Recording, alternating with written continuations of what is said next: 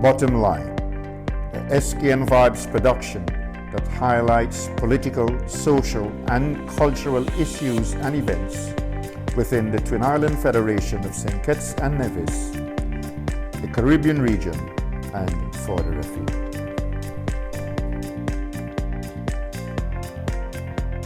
Good day to all who have logged on to SKNVibes.com. I am Stanford Conway, host of today's edition of Bottom Line, which is a series of panel discussions on and analysis of topical issues and events in St. Kitts and Nevis, the Caribbean region, and wider afield. Gentlemen, welcome to Bottom Line. Thank you. Thank you. Thanks a lot. Now, which of you gentlemen will be the first to give your opening remarks? Is it you, Dr. Martin? No, the one on your right. Okay, Rasaya. Yes, pleasant afternoon to everyone. Thanks a lot, Mr. Conway, for this hearty invitation to your media house that we can engage to the social aspect of the media field out there who we might not reach when it comes to radio personnel. Now, we like to start at this issue of burning in the Caribbean region and even on the outer parts of the international affairs when it comes to the aspect of the use of marijuana, cannabis, as we know is a part of our social living, and we will always feel free to agitate about the use of cannabis marijuana in our Federation of St. Kitts and Nevis, and even to the wider aspect of the Caribbean Sea, and go further, because here is it. We are saying it's something now to be discussed, but we're still trying to deny the discussion. So what is the point we are dealing on is about hypocrisy. And we cannot continue seeing some countries are moving forward, but others are trying to deny themselves of the use of the herb. And I will be one at the front line, always to see we must have equal balance when it comes to discussing the use of herb, or even when it comes to recreation use of the herb marijuana. And I hope that we people could find some ways and means to bring fruitful relationship to these discussions, because it's time now we need a dialogue so we could enhance the well-being of our people when it comes to the use of cannabis marijuana. Thanks.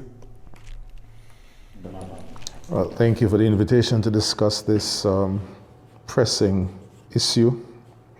I think it's pressing because the demonization of a plant is causing taxpayers to pay a lot of money to incarcerate users, and it has increased the tension between the state agencies responsible for public safety and public security and the community. I believe that demonization of a plant is a non-starter. It's a waste of time, a waste of resources. A gentleman by the name of Butch Bella, B-E-L-L-A-H, said, if we let fear control our decision making, we will always make the wrong decision.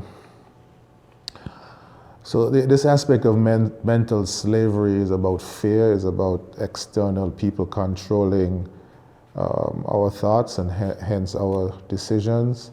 You know, we're 50 years as a state. Statehood was 67, sorry. And we're still wrestling with issues of independence and self-determination. So this aspect of mental slavery, I think it's good for SKNVibes to put this on the table, because in a democracy, all ideas have to contend.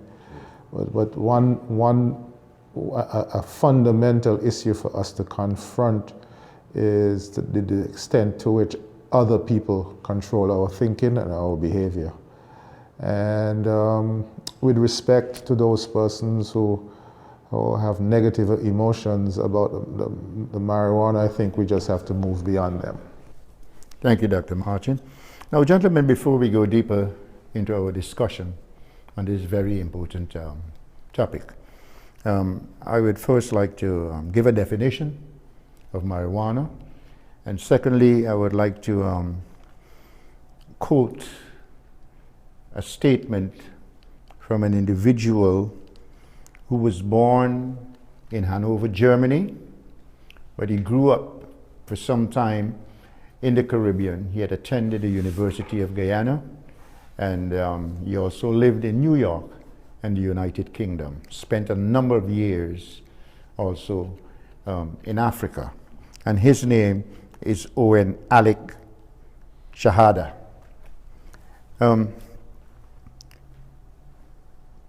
Cannabis, popularly known as marijuana and ganja, among other names, is said to be a preparation of the cannabis plant intended for use as a psychoactive or medicine. Also, it is mainly used recreationally or as a medicinal drug, as well as for religious or spiritual purposes.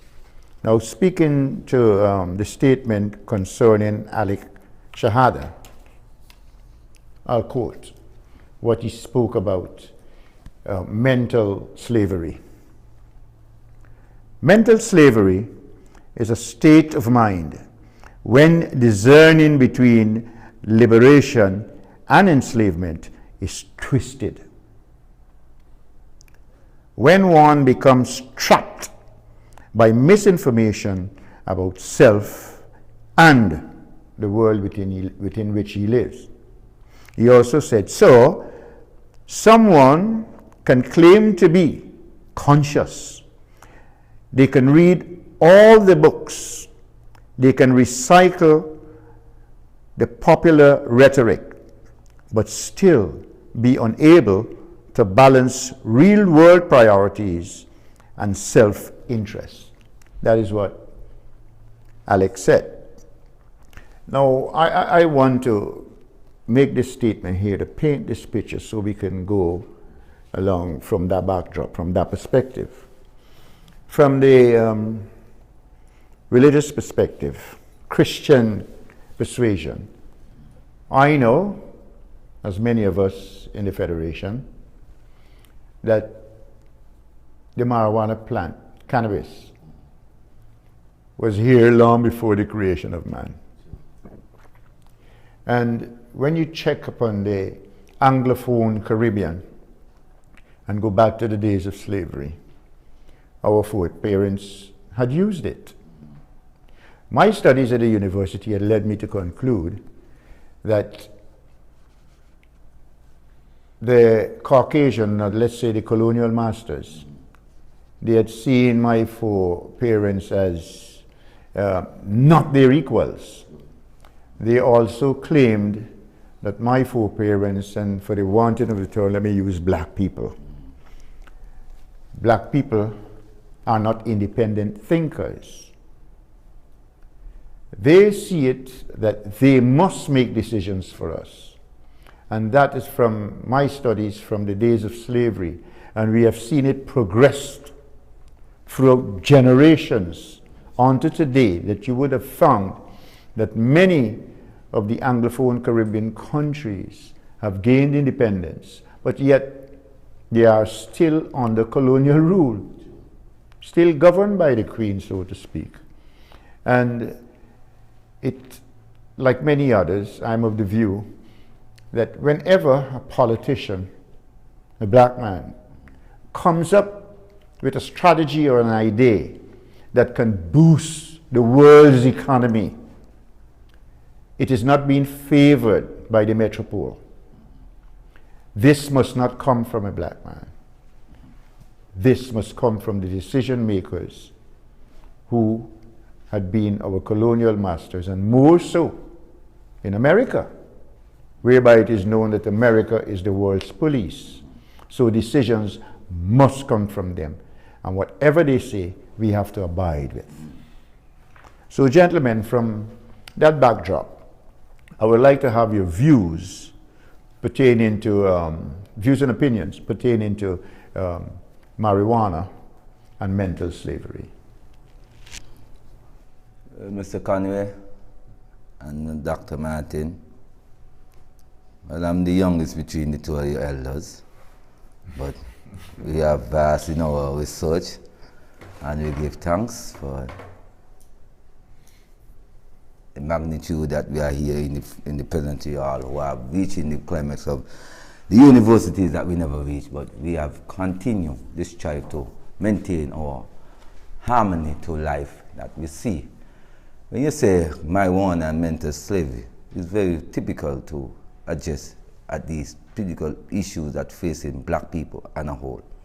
Now, in 1834, there was a proclamation was signed to say they free black people from slavery, but there was an issue wasn't declared that black people were free through economical slavery.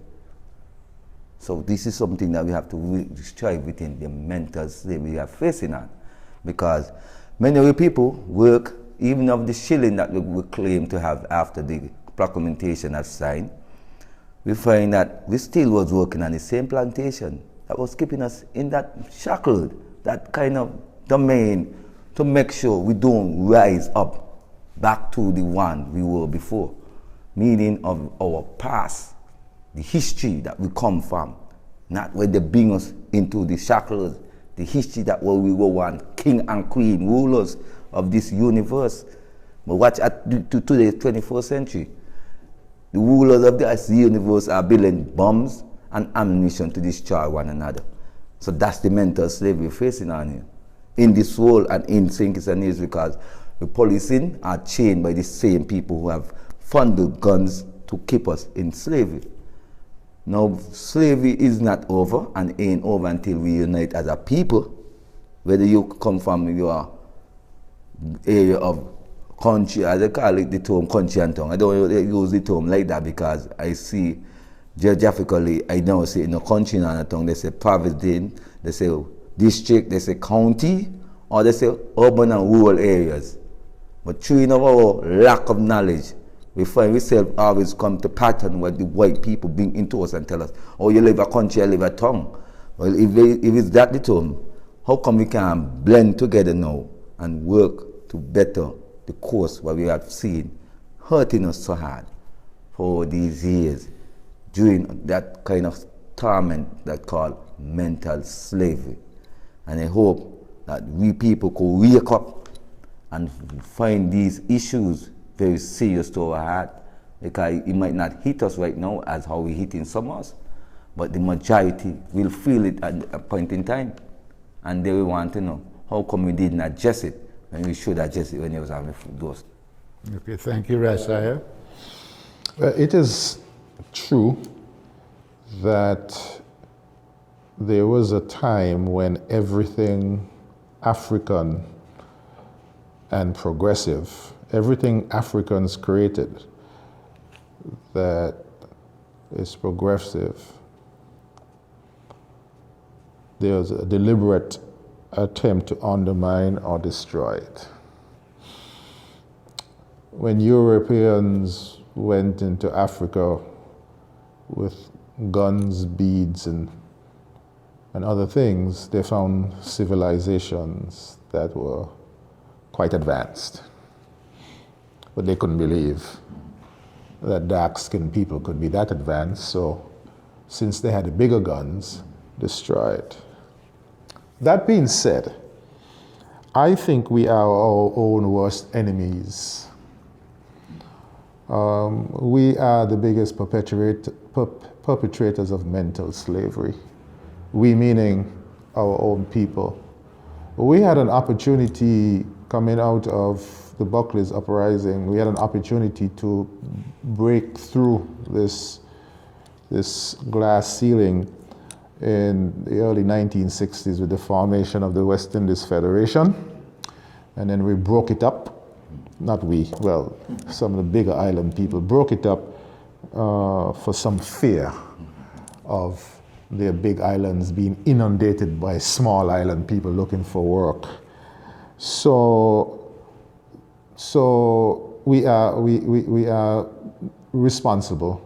And then in the 1980s here in St. Kitts and Nevis, we opened the floodgates to cultural penetration by importing the United States television wholesale without the necessary cultural screens. On the television, we now have 2 generations of young people who see Africa as skin and bones and potbellies. And so it's good for SKNVibes and other media of progressive media to defeat these ways of thinking by exposing our people to the best of Africa and the best of the African diaspora.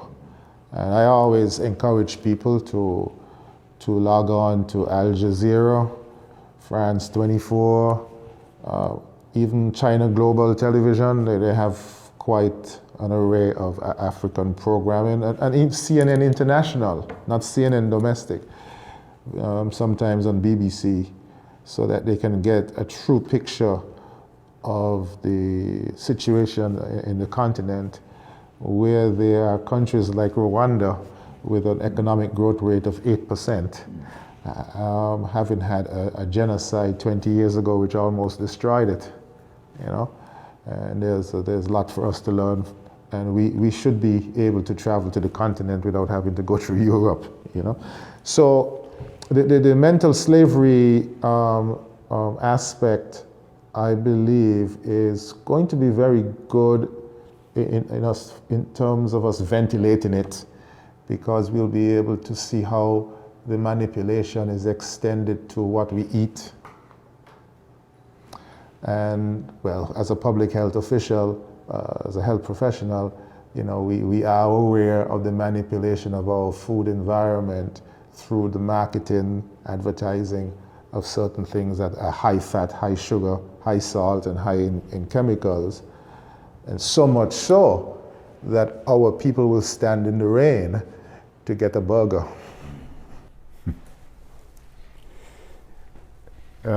Gentlemen, what can we say here is that what has been built into our psyche, going back to the colonial era, talking from the days of slavery, you know, our foreparents, they had to abandon their culture. And I can remember as a small boy, and it still plays in Guyana, this song whereby I have heard it on numerous occasions, and it goes something like this: Ganja money, ganja money, give me 1 shilling, ganja money, oh massa, give me 1 shilling, ganja money. Now what that speaks to is that the slave is asking his master, as they call him master, to give him 1 shilling to buy ganja. It was permissible in those days. Today, we have seen and we are hearing that marijuana, you can go to jail for it. For even a spliff, you can go to jail. People are agitating for the legalization of marijuana. We have found that in many parts of the United States that marijuana is being used for medicinal purposes. The big question is, what happened to the Caribbean? Why can't we move in that direction? Why is it that we are stifled by America? As I can remember, Prime Minister Dr. the Honorable Timothy Harris, the question was put to him, and he did make a statement that I think it was last year, while they were at a meeting in Jamaica, and Barack Obama, President then of the United States of America, was there, and they put it forward to him, and he was saying, you know, from an economic perspective, it cannot work because we do not have the resources. For example, if we have 2 scientists to make the marijuana in medicinal form, they have hundreds. They have more land space. Who will we export this marijuana? Which country will we export it to? So, gentlemen, I want your views upon marijuana, apart from mental slavery, the uses of it. I'm talking, it has its properties. What uses are there in the marijuana plant, the cannabis sativa plant, that can alleviate various illnesses? And why is it you think there should be legalization of same? Number one, it was a plant built based from the creation of the Almighty. And how could we, as a human being, incite to say the plant is no good for the use of human being? Now, I will say this here, Mr. Conway and Ms. Dr. Martin. I use herb since I'm 14 years. I'm 38 years old now. Looking to be 39 in November. That's an elder. And I now see myself abusing the cannabis marijuana as a problem, but people who see me use it consider it as a problem to us. It never put me in jail. I get locked up twice, never been convicted, give thanks. But what I said to me is, are we really serious to say that we cannot use this here to benefit our economical stability around the region? Well, if not, how come America is benefit the economical stability in the states them that they have it legal and decriminalized? The mind of our people are so illiterate to say that we can't use a thinking mind to move forward, to enhance as these small developing countries to produce to one another, or even to other areas that might not have the growth like how we could go. Make America still can go better plan of marijuana strain than the Caribbean region. Let me put a typical example. Jamaica as one of our major grower of marijuana, Jamaica and St. Vincent. Now, these big companies in America come down now to the region where have growth of marijuana and utilizing their financial to stop the other normal, ordinary man and woman to make a budget, a income after the herb. You can't move it, but they can move it. And who you think is benefiting when they move it? It's not you, but you plant it. So you see the hypocrisy right in front of our eyes. Big companies coming in our small countries, left in the ordinary business up there because they don't set out the plan. And in the plan, they say they want to dominate the small region them because that's what they call centralization of power. We must be able to move away from these regions that come in to destroy us as a small developing country, because we are continuing doing it by individual ways. That's the way how they want us to be captivated by. So they could have the foreign policies planned, say, oh, remember we signed on to that there, WTO, World Trade Organization, and you have to comply by these agreements because we are the traders, we are the bankers, we control the assets of you get funding. But we say, no, we want no more funding from you all, we won't need our rights to plant this plant, just like how you have the right to plant it. You don't come use your double standard in this world no more. So we will always challenge you at your court, because your court is from the justice system create in Kemet. We know about the 13th justice, where you call the 12 jurors, and then the judge is the one who conceal the judgment after the jurors them proceed over the case. That's what they call the justice system. And in that justice system, do we people get fair justice? No. So, as a member of the Rastafari community, the use of marijuana, other than smoking, can you explain, tell me? What we can do? Yeah. we can maintain, that's a good question you asked, Mr. Conway. We had a meeting recently with the NRP, even though I don't trust politicians, but I respect them because they are human beings, but I don't trust them with the work what they carry out. But kudos to the NRP for what they're trying to do, which I think we should have done have this a long time. But nothing happened before the time, as elder people have stated. Now, this is a book I have here right in front of the two y'all and even the people who are in the studio of us. This is a book considered as the Hemp Seed Commissioner, the premier guide to all things cannabis. Now, Colorado, let me look at Colorado. Colorado had opened its doors to maintain an industry on cannabis marijuana. And they said they legalize it on the boards that it could be used from a medical standpoint. We say we would like to see it legalized from a medical standpoint and from a spiritual standpoint, because you cannot deny we as Rasta the use of it, because it's a part of our custom. We have the right. Now, you ask how we can maintain economical stability. There is something called hemp.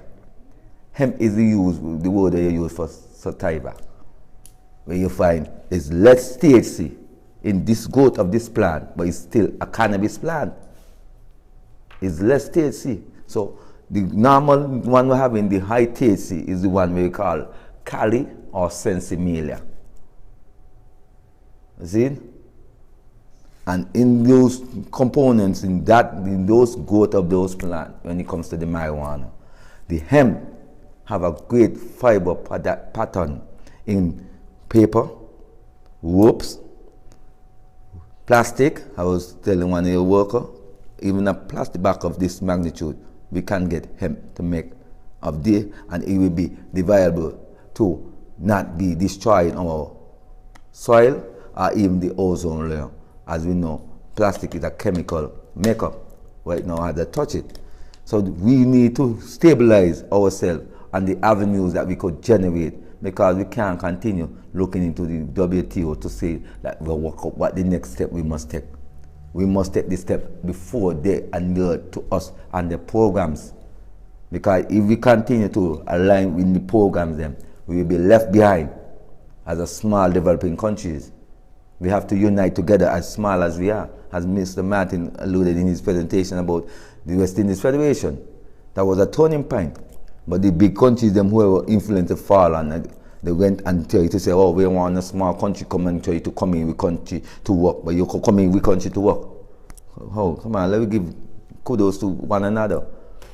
We can't take the dominance because you have more resources than us.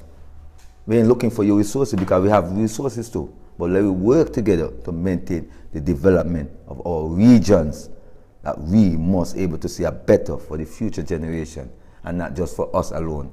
And I hope that these governments who have CARICOM membership, they start agitating for universal and community development, because if they continue about the individual ways, there will be trouble on the doorstep.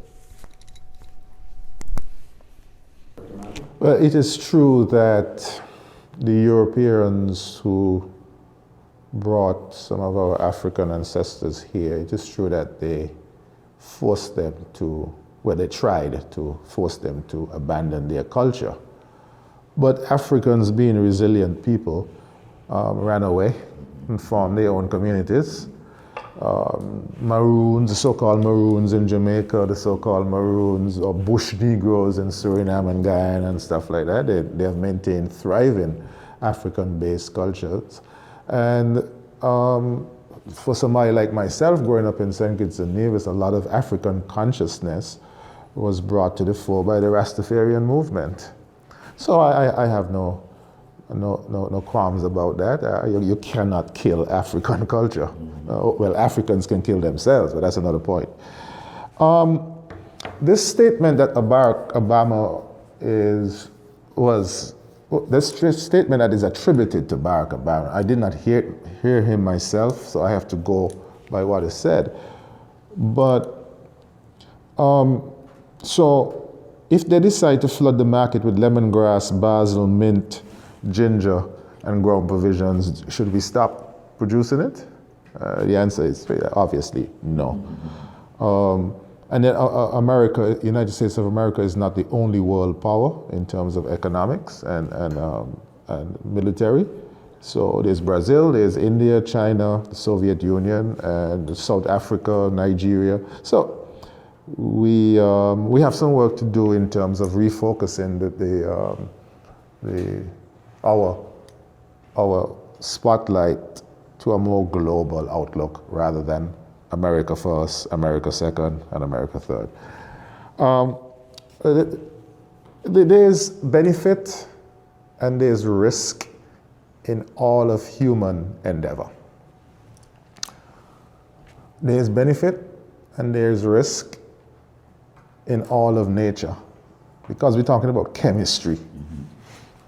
The difference is the dose, and we get an understanding of the dose through research and wisdom that is passed down through the generations. So I support the spiritual and medicinal use of the plant called marijuana. The research is clear about some of the benefits. I do not support the recreational use. You know, I'm mad with society, so I'm just going to be oppositional and smoke everywhere. I do not support smoking in public of anything, and I do not support and I do not support exposing children to the effects of the plant unless the dose is worked out. As a pediatrician, I have looked after newborn babies who could fit into the palm of my hand, 1 pound, 2 pounds, and less, who have been victims of the unnecessary exposure to the plant. But that being said, you cannot throw the baby out with the bath water. And I think I will finish this segment by saying that this looking over our shoulder and asking, what is America going to say? This is something this is a demon that America is not a demon, but the demon is within us in terms of those of us who are constantly looking over our shoulder to what America is going to say. This is a demon that has to be exorcised or marginalized so that the rest of us can go forward. Okay. Marijuana and mental slavery.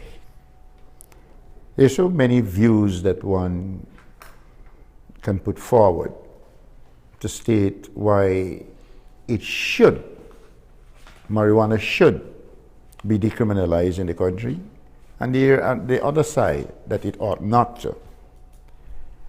But where mental slavery comes in, I'm looking at it from the perspective that we follow the advice of the metropole. We follow the advice of the Americans. And what about our own advice? I do know that the Prime Minister had stated that they will have consultation on it. But as you rightly said, Rasaya, when we are talking about numbers, let's look at the numbers game.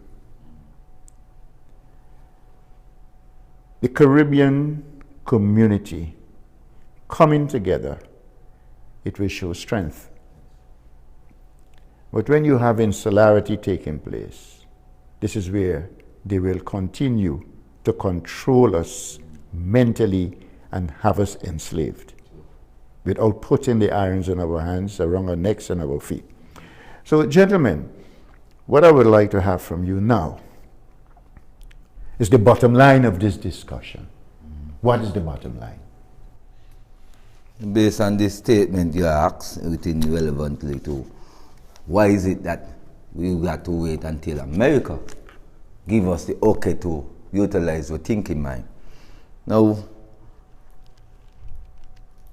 we have to think here carefully about the state, the way that we're making to align ourselves to use and the balance of our mind aspiration, because as Dr. Martin alluded just now of his course within how he feel from a medical standpoint, maybe he was touching it from in his profession, as to say he don't agree from the recreational grounds, but that's his opinion, and we have to respect people's opinion.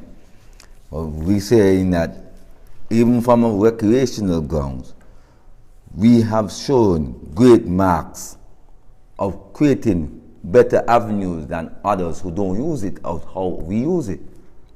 And we say, if we don't have this recreation level in us, and even from a social aspect to it, what the medical aspect to it could benefit is just by you're making either the liquid to proceed for pain, aches, you're making the soap that is engaged to keep the skin clean, you're making shampoo, you're making eye drop that enhance from the glaucoma and the cataract that we face around here heavily in our federation, as small as they be.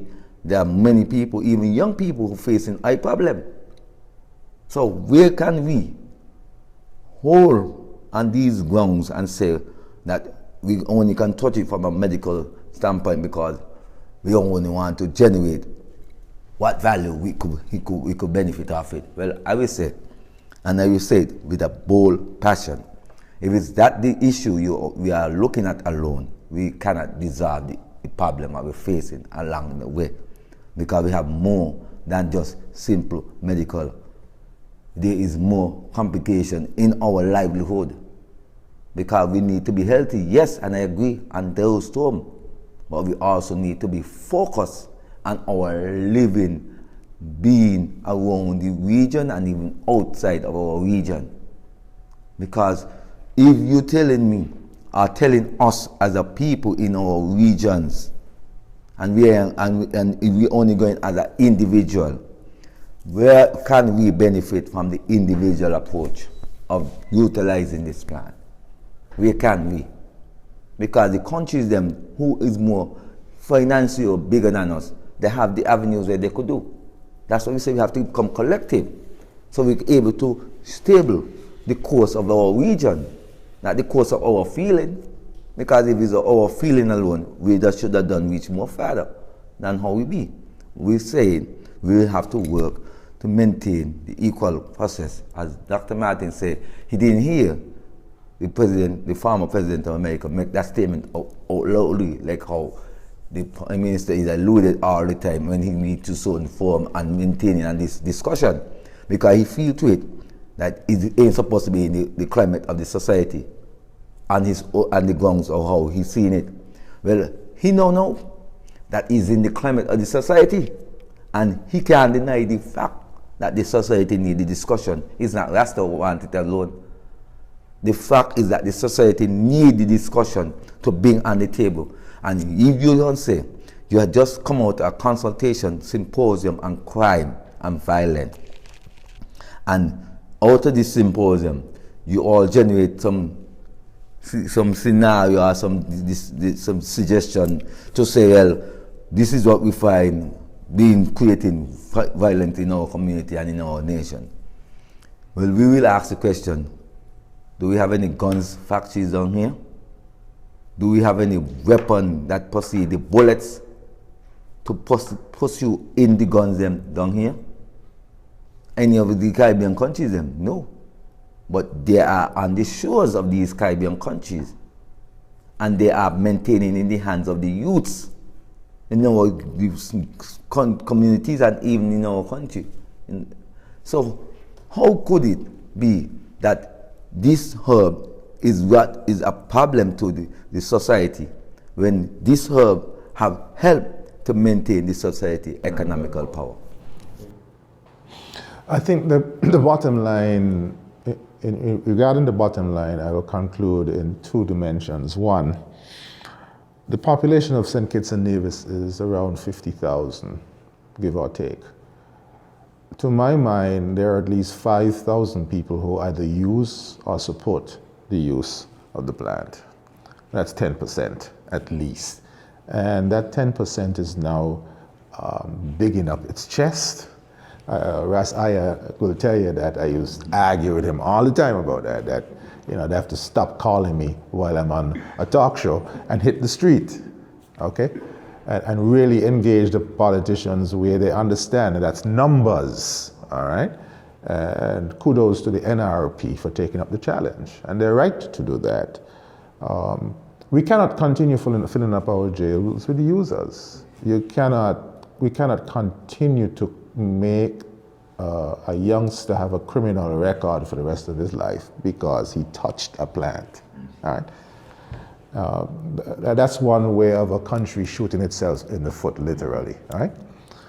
And my second bottom line is this, that we have to go forward with this issue of self-determination in our 50 years, but within the context of the OECS and CARICOM. Yes, there are countries that have bigger economic clout, but in the United Nations, we all have one vote. And so there are 6 OECS votes and about 13 CARICOM votes from my last count. And those votes count if they are properly leveraged or managed. Of course, there's the issue of divide and conquer. We saw that happen with the cruise ship tax issue. All right. So it is going to be the next 3 to 5 years, 2 to 5 years, will be a test of Caribbean solidarity in relation to this issue and other issues like the deportees. I think we should make a big noise about that, so much so that the international media takes notice. We took quiet. In St. Kitts and Nevis, we took quiet about it. I know in other countries, they're beginning to send the smoke signals up, but we have to be there. We have to be there with the other CARICOM countries in these important issues. And so I think that I want to make a prediction that the marijuana issue is going to change. It has already changed. It is changing the way in which we discuss politics, public affairs, current affairs in this country. It has certainly brought more people to the table, like Ras Aya and his community. And so, with more people at the table now in our democracy, it will become more vigorous and more beneficial to all. Now, thank you, gentlemen, for being here. Thanks for that, Mr. Connor. Thank you. And I know that I will be calling upon you in the future, and I know that you will accept. Yes, I will. So once again, thanks. You're welcome, and thanks a lot. And if you need to find Barack Obama, I have his number.